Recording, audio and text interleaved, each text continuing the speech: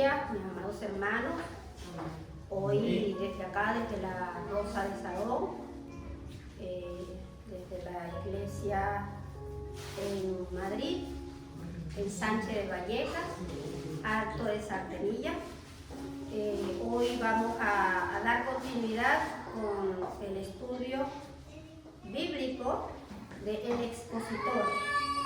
Y vamos a estar llevando hoy la enseñanza del estudio número 5. Dios respalda a los que llaman. Tenemos como base bíblica Éxodo 3, del 11 al 22. Sus objetivos. Vamos a estar hoy aprendiendo sobre conocer las implicaciones que tenía la misión que Dios le había dado a Moisés. Aprender de las dificultades que Moisés iba a enfrentar en esa tarea. Reconocer la presencia de Dios en sus vidas. Como pensamiento central, tarde o temprano, todo sistema de opresión tiene que enfrentar la justicia de Dios. Y en el texto áureo, y respondió Dios a Moisés: yo soy el que soy. Y dijo: así dirás a los hijos de Israel: yo soy, me envió a vosotros. Y esto está en Éxodo 3:14. Bueno, como lectura de los versículos correspondientes desde Éxodo 3, vamos a estar leyendo en el nombre del Padre, del Hijo y del Espíritu Santo estos versículos que aparecen en el expositor en este estudio. Éxodo 3:13. Dijo Moisés a Dios: he aquí que llego yo a los hijos de Israel y les digo: el Dios de vuestro Padre me ha enviado a vosotros. Si ellos me preguntaren cuál es su nombre, ¿qué les responderé? El versículo 14. Y respondió Dios a Moisés: yo soy el que soy. Y dijo: así dirás a los hijos de Israel: yo soy, me envió a vosotros.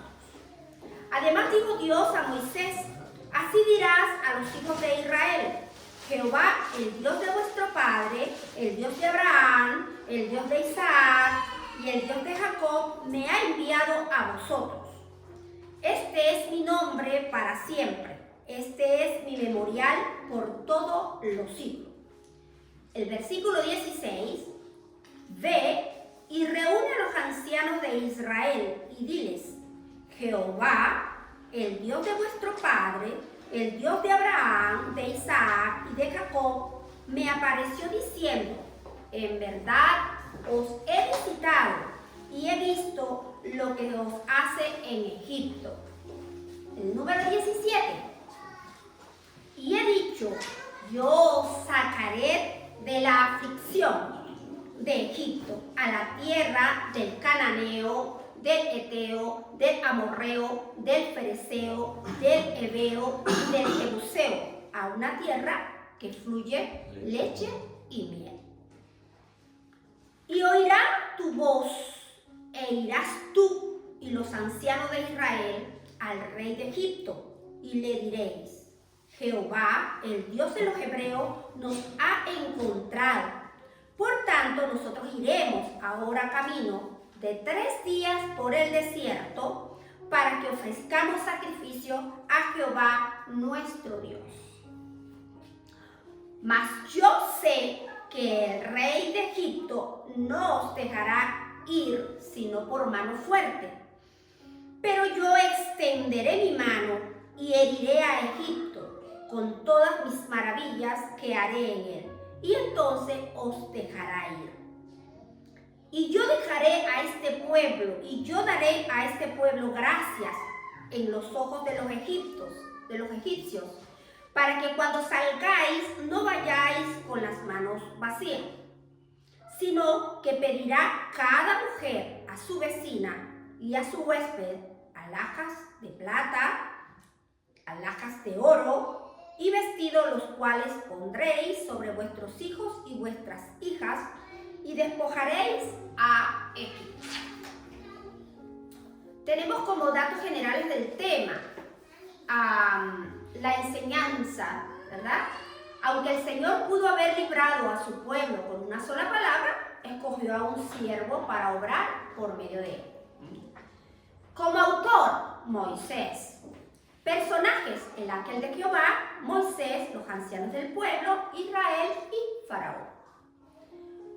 Como fecha tenemos marcado acá año 1492 a.C. Moisés tenía 80 años cuando tuvo la visión de Horeb. Esto está en Hechos 7, 23, 30. Vamos a terminar esta parte y lo podemos leer, ¿ok? Lugar: el monte Horeb, uno de los dos picachos principales del monte Sinaí. Otros opinan que el monte Horeb y Sinaí son el mismo, pero con dos nombres distintos. De aquí voy a pasarme a esta porción que dice Hechos 7, 23 al 30. Y leemos: bajo la bendición del Padre, del Hijo y del Espíritu Santo. Cuando hubo cumplido la edad de 40 años, le vino al corazón el visitar a sus hermanos, los hijos de Israel. Y al ver a uno que era maltratado, lo defendió e hiriendo al egipcio, vengó al oprimido. Pero él pensaba que sus hermanos comprendían que Dios le daría libertad por mano suya, mas ellos no lo habían entendido así. Y al día siguiente se presentó a uno de ellos que reñían y los ponía en paz, diciendo: varones, hermanos sois, ¿por qué os maltratáis el uno al otro? Entonces el que maltrataba a su prójimo le rechazó, diciendo: ¿quién le ha puesto por gobernante y juez sobre nosotros? Al 30. ¿Quieres tú matarme como mataste ayer al egipcio? Al oír estas palabras, Moisés huyó y vivió como extranjero en tierra de Madián, donde engendró 2 hijos. Pasado 40 años, un ángel se le apareció en el desierto del monte Sinaí, en la llama de fuego de una zarza. Entonces vamos ahora al bosquejo de estudio.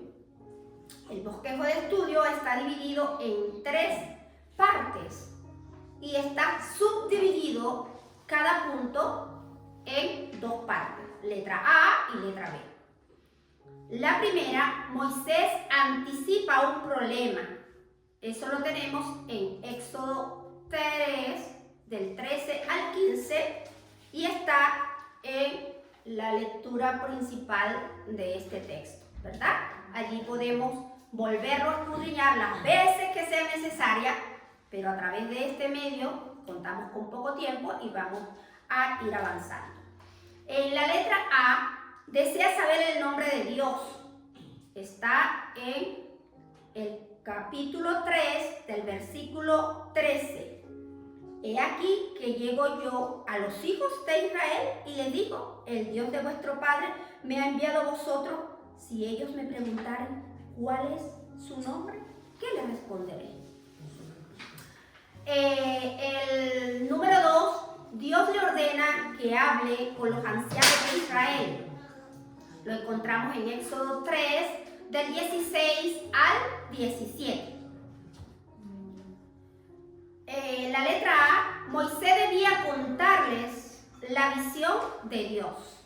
En el versículo 16. Las naciones cananeas serían juzgadas por sus pecados. 3, 16, 17.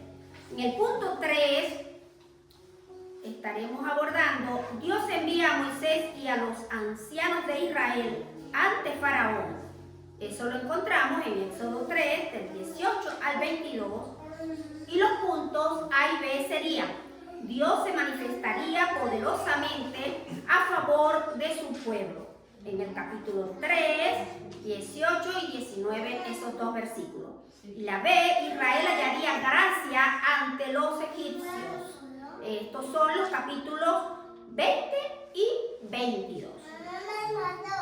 Aquí también están marcadas, ¿verdad?, las lecturas devocionales que se indica para cada estudio, para que cada hermano y hermana los vaya llevando desde sus hogares, desde su trabajo, desde donde puedan leerlo, ¿verdad?, y llevar esta continuidad en toda la semana.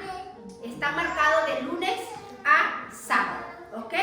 Entonces, vamos a pasar a la parte de introducción, y estos devocionales normalmente se pasan por el grupo de la Rosa de Sarón, y cada hermano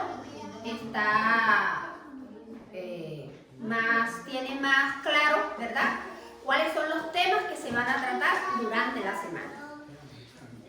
Para tener una mejor comprensión del llamamiento que Dios le hizo a Moisés, es necesario hacer una breve exégesis de los versículos 13 y 22 de Éxodo 3. O sea, es la explicación y la interpretación de estos versículos. A través de este estudio resaltaremos algunos puntos que son fundamentales. Número 1. La pregunta que Moisés le hizo al Señor respecto a su nombre. Número 2. La respuesta de Dios al revelarle el nombre con el cual sería conocido. Número 3. La responsabilidad que tenían los ancianos de Israel en compartir la misión de Moisés. La número 4. La calidad de la tierra a la cual el Señor deseaba llevar a su pueblo. Número 5. El mensaje que debería comunicar a Faraón para que le permitiera salir de Egipto. Número 6. La renuencia de Faraón en dejar ir. Número 7. La intervención de Dios poderosamente a favor de su pueblo. Y la número 8. Cómo los egipcios entregarían preciosos regalos a los israelitas antes de partir. Desde el punto 3 en adelante, todo lo que el Señor le estaba diciendo a Moisés era profético. Esto es, sucesos que acaecerían porque Dios los conocía con antelación. Con estas revelaciones proféticas, Dios le reafirmaba a Moisés la trascendencia de su misión y la majestad única del ser supremo que se le había aparecido a Moisés. Moisés reconoció de inmediato la magnitud de la tarea que tenía por delante. Tendría que convencer a los líderes de Israel que Dios lo había llamado para sacar a toda una nación de 2 millones de personas aproximadamente y conducirla a una tierra desconocida por un camino desértico e inhóspito. O sea, bien desagradable para transitar. Eso quiere decir la palabra inhóspito, no muy grato. ¿Ok? Usemos un ejemplo para comprender la misión de la espera que le esperaba a Moisés. Aquí le voy a parafrasear, es como cuando una persona se organiza porque dice, tenemos que irnos a otro pueblo, tenemos que irnos a tal ciudad, y allí ya tenemos que tener claro un lugar a donde vamos. Aquí dice, se hace lista de artículos, los que se van a llevar, las raciones de alimentos, si van a estar muchos días, ¿verdad? la ropa que van a usar, los sitios donde pernotarán, o sea que saldrán fuera de su comodidad, de su casa, ¿verdad? Y van a pernotar, a estar en otro lugar fuera de su hogar, ¿ok? Y el presupuesto involucrado para todo eso. Pero nada de esto podía hacer Moisés con aquellos 2 millones de personas.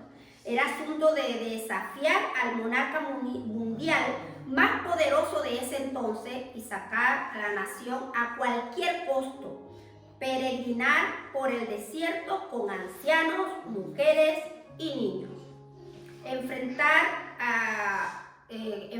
naciones, enemigos y tomar posesión de una tierra que no conocía.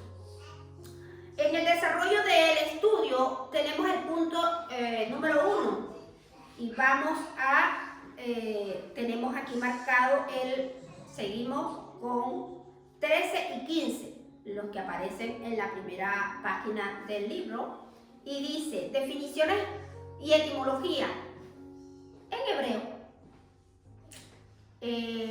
Yo soy el que soy, ¿ok? Yo soy el que soy. Aquí están las letras, ¿verdad? Las consonantes. Y dice que los eruditos en hebreo, tanto judíos como cristianos, confiesan que esta es una oración, es difícil de traducir. En el comentario del pasaje bíblico se darán las diferentes traducciones y significados de esta traducción. En la letra A desea saber el nombre de Dios. Ese está en el versículo 13, ¿verdad? El primero que leímos ahora. Dijo Moisés a Dios: he aquí que llego yo a los hijos de Israel y le digo: el Dios de vuestro padre me ha enviado a vosotros. Si ellos me preguntaren cuál es su nombre, ¿qué les responderé? A manera de introducción a esta división de la lección, es bueno indicar que el llamamiento de Moisés es el más largo y complejo de todos los llamados que se encuentran en la Biblia. El de Abraham cubre únicamente, le voy a estar indicando el proceso del cual está marcado acá, y dice que el de Abraham cubre únicamente 3 versículos marcados en la Biblia de ese llamamiento.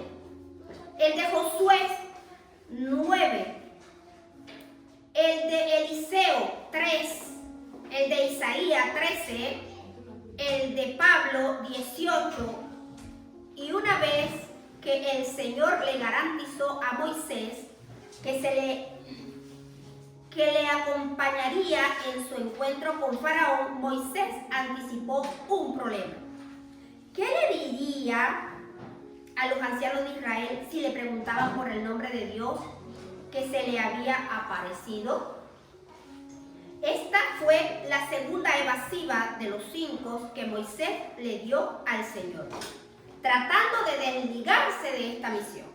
Y aquí, ahora le vamos a decir del 1 en adelante cuáles fueron esas evasivas que él le fue dando al Señor cuando le hizo el llamado. Y dice, la número 1, entonces Moisés respondió a Dios: ¿quién soy yo para que vaya a Faraón y saque de Egipto a los hijos de Israel? Eso lo encontramos en el capítulo 3, pero versículo 11, ¿ok? Ama a su hermano, ahí vayan anotando, ¿verdad? Porque aquí está mejor explícito esta parte de las evasivas de ese encuentro de Moisés con el Señor. En el número 2, dijo Moisés a Dios: he aquí que llego yo a los hijos de Israel y le digo: el Dios de vuestro padre me ha enviado a vosotros. Si ellos me preguntaren cuál es su nombre, ¿qué les responderé? Ese está en el versículo 13. Entonces Moisés respondió diciendo, vamos ahora al 4. Entonces dijo Moisés a Jehová: ay, Señor, nunca he sido hombre de fácil palabra, ni antes ni desde que tú hablas a tu siervo, porque soy tardo en el hablar, torpe de lengua. Eso está en Éxodo 4:10 y el quinto, y él dijo, ay Señor, envía, te ruego por medio del que debes enviar. Éxodo 4:13. La preocupación de Moisés acerca de las preguntas que los israelitas le harían respecto al nombre de Dios que se había aparecido revela que el pueblo se encontraba muy influenciado por el politeísmo egipcio. O sea, creían en muchos dioses, ¿ok? Tenían su fe y su creencia en varios dioses. Los israelitas desearían saber cuál de los muchos dioses adorados en Egipto era el que se le había aparecido y si valía la pena confiar en él. Es obvio que uno de los trabajos de Moisés era liberar a Israel del paganismo que se encontraba envuelto. Cuando no hay voz profética entre el pueblo de Dios, qué fácil es involucrarse en las costumbres del mundo y sus vicios religiosos. En el punto B, Dios responde a Moisés. Aquí seguimos con el capítulo 3, pero los versículos 14 y 15, que lo tenemos aquí al comienzo. 14 y 15, aquí tenemos el 12, pero seguimos más adelante, 14 y 15.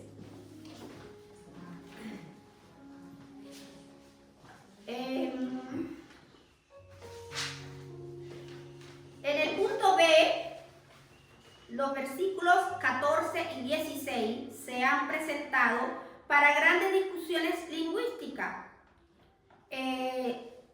Como se indicó en las definiciones y etimología de las palabras yo soy el que soy, son las traducciones del hebreo, a las cuales se han dado diversas traducciones.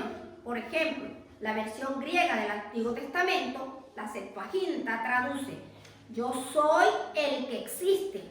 La traducción árabe dice el eterno que no deja de ser. Dictora Reader Compendium traduce yo seré lo que seré. La traducción de Everett Fox, yo estaré allí como sea. Yo estaré allí. Todos ellos, por supuesto, dan sus razones para favorecer la traducción por el cual optan.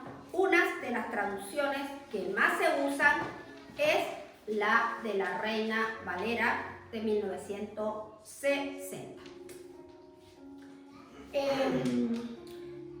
Hay una razón teológica que es fundamental para sostener esta interpretación. Israel vivía en un ambiente politeísta, lo mismo que Moisés en la tierra de Madián. Los israelitas conocían toda la deidad que eran adoradas en Egipto y la supuesta autoridad que cada uno de ellos tenía respectivos campos, tales como lo de la fertilidad. Aquí yo le fui sacando, me pareció bastante importante hacer algunas menciones que dicen aquí que los dioses de la fertilidad, ¿verdad? Dice uno llamado Min, de la fertilidad y la vegetación. Hekel preside los nacimientos. Sobek, el dios de cocodrilo, también se asocia con la fertilidad. Taweret, la diosa hipopótamo.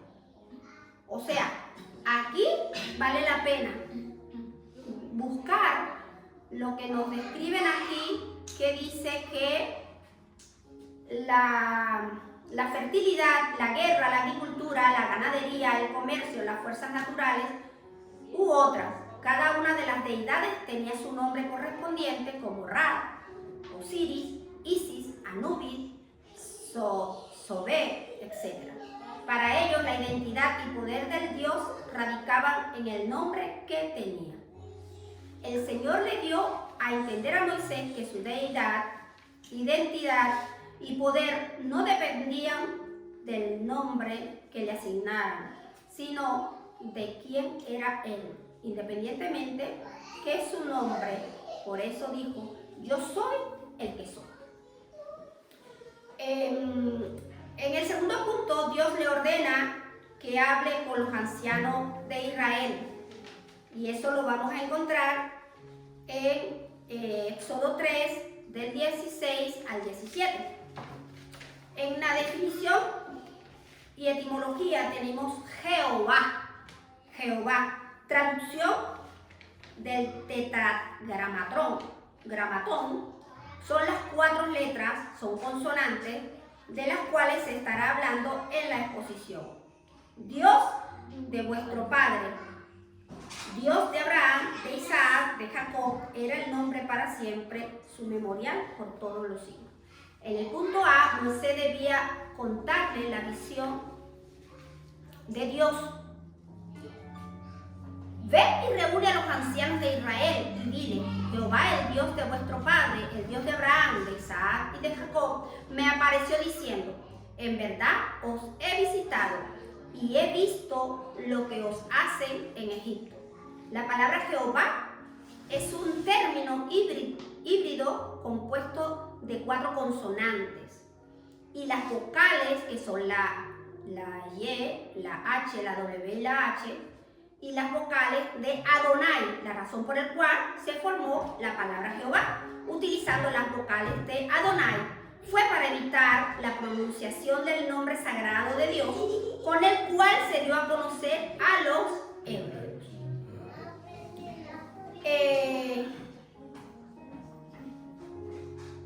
Debe mencionarse que no solamente los judíos evitan pronunciar el nombre sacrosanto Yahvé, sino también los cristianos judíos mesiánicos, cuando Cipriano de Valera publicó en 1602 la revisión que hizo de la traducción de la Biblia por Casiodoro de Reina, de la cual fue publicada en 1569.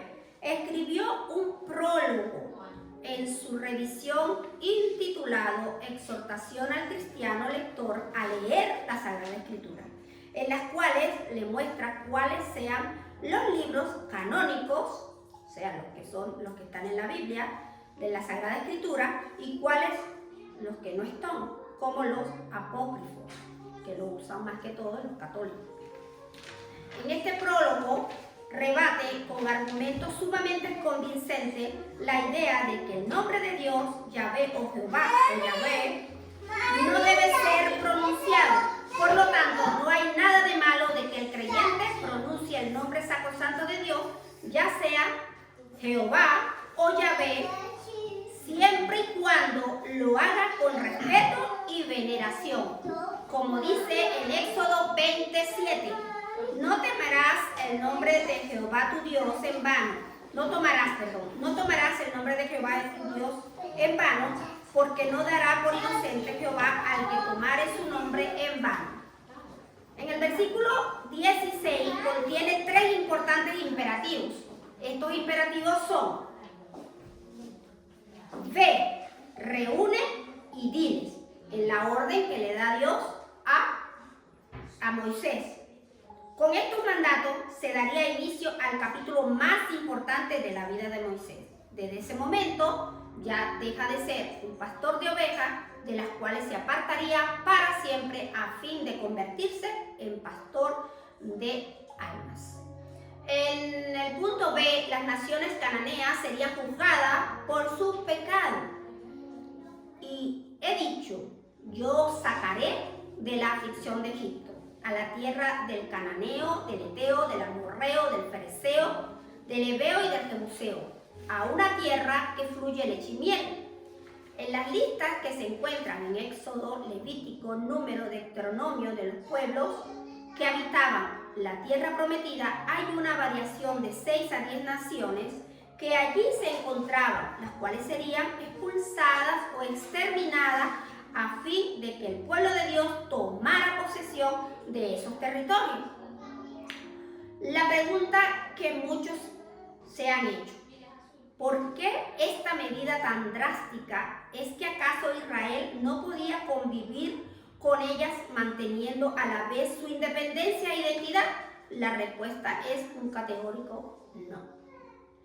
Debido a las prácticas aberrantes, sangrientas, demoníacas y orgiásticas que dichas naciones asociaban a sus religiones politeístas y paganas. La expulsión de aquellas naciones del territorio prometido a Israel era parte del juicio divino contra ellas por el degradado nivel moral y espiritual en que se encontraban.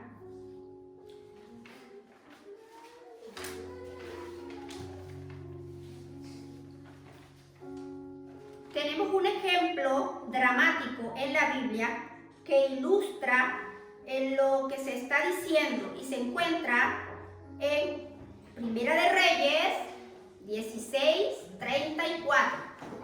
Primera de Reyes 16:34. Primera de Reyes 16:34.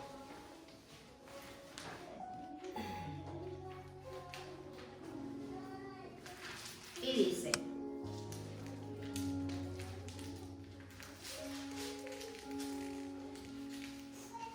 en su tiempo, Hiel de Betel reedificó a Jericó a precio de la vida de Abiram, su primogénito. Echó el cimiento y a precio de la vida de Segú, su hijo menor, puso sus puertas conforme a la palabra que Jehová había hablado por Josué, hijo de Nun. O sea, que a precio de la vida de Abiram, su primogénito, echó el cimiento, pereció, y a precio de la vida de Segú, su otro hijo menor, puso sus puertas, también pereció, conforme a la palabra que Jehová había hablado a Josué. Esto está también habla en Josué 6:26. ¿Qué significan estas palabras de Hiel y Betel? Que sacrificó a sus dos hijos colocándolo como parte del cimiento de la muralla y puerta de la ciudad, a fin de complacer a alguno de los muchos dioses que allí se adoraban. Entre los punto 3, Dios envía a Moisés y a los ancianos de Israel ante Faraón. Ese es el punto número 3.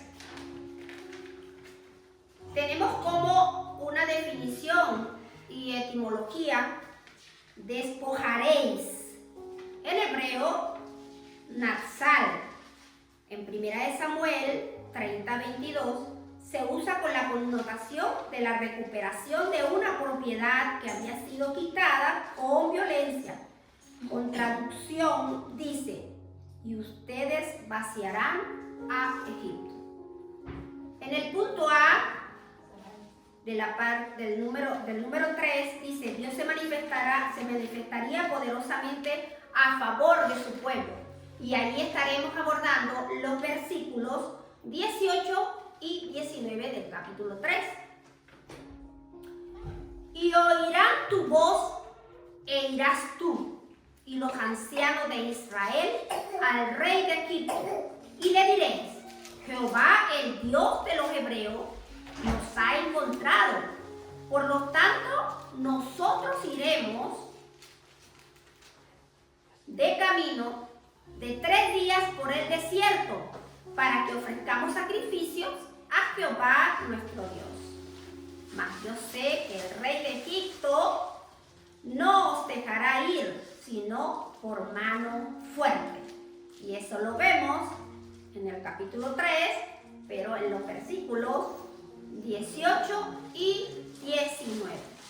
La traducción del hebreo al inglés del versículo 18, hecha por el erudito Everett Fox, contiene una variación muy interesante del texto que dice así: ellos escucharán tu voz y tú vendrás, tú y los ancianos de Israel, al rey de Egipto y le dirán: Yahweh, el Dios de los hebreos, se ha encontrado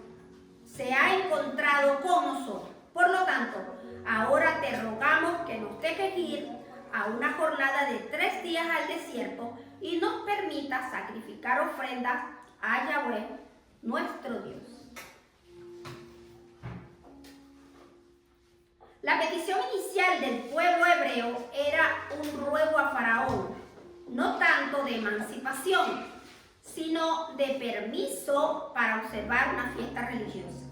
Es obvio entonces que el primer pedido de Moisés y los ancianos a Faraón no fue prepotente ni con provocaciones, sino todo lo contrario. Debió ser una petición llena de cortesía y de respeto a fin de no iniciar imprudentemente la renuencia del monarca. Esta explicación nos ayuda también a comprender lo que más adelante en este libro de Éxodo y en la carta a los Romanos 9, 17, 18 se dice respecto al endurecimiento que Dios hizo al corazón del faraón. Busquemos Romanos 17, 9, 17, 18. Romanos 17, 18. Romanos 9, 17, 18. Leo tu palabra, Señor Jesús. Porque la Escritura dice a Faraón: para esto mismo te he levantado, para mostrar en ti mismo, te he levantado para mostrar en ti mi poder y para que mi nombre sea anunciado por toda la tierra. De manera que de quien quiere tiene misericordia y al que quiere endurece. ¿Qué es eso? Endurece. ¿Ok? Entonces, pero Jehová endureció el corazón del faraón. Tenemos también la lectura en Éxodo 10:1. Jehová dijo a Moisés: entra a la presencia de Faraón, porque yo he endurecido su corazón y el corazón de su siervo. Pasamos ahora tenemos aquí pendiente citas bíblicas que por cuestión de tiempo, ¿verdad? Ustedes escudriñando ya en sus hogares con el suficiente tiempo, me imagino que en el transcurso de esta semana algunos lo han hecho. Vamos ahora, tenemos a Éxodo 8, 15, 32 y 9, 34. Dios endureció el corazón de Faraón después que éste asumió actitudes equivocadas con respecto al pueblo de Israel. Vamos ahora al punto B, ya de este último punto 3, y eso lo encontramos en los versículos 20 y 22 de Éxodo 3. ¿Ok? Éxodo 3, versículos 20 y 22. Pero yo extenderé mi mano y heriré a Egipto con todas mis maravillas que haré en él. Y entonces os dejaré ir. Una vez más nos encontramos con una palabra profética de parte del Señor, anticipándole a Moisés sus intervenciones portentosas que obligarían a Faraón a dejar salir de Egipto. Aunque superficialmente no parezca así, el versículo 20 contiene una significativa y potente verdad teológica. Vamos a estar viendo a Éxodo 3,